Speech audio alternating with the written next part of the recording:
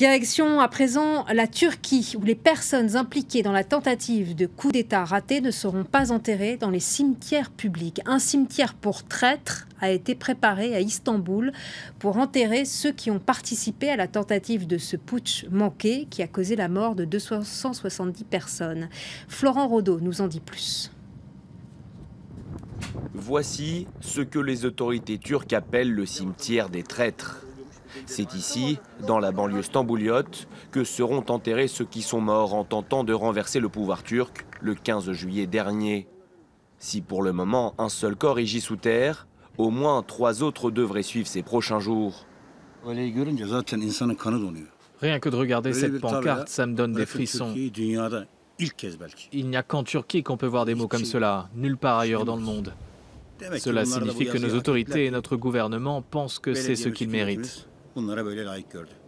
Le cimetière est pour l'instant fermé au public.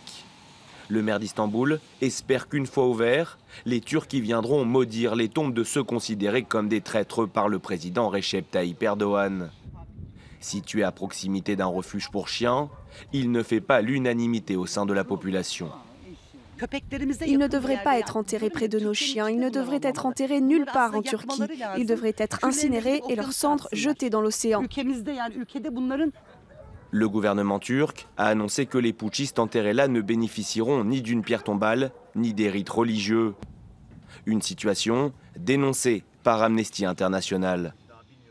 Cela contribue à rendre l'atmosphère très toxique et dangereuse. Retirer à ces personnes le droit d'avoir un service religieux et un enterrement décent constitue une négation fondamentale des droits de l'homme.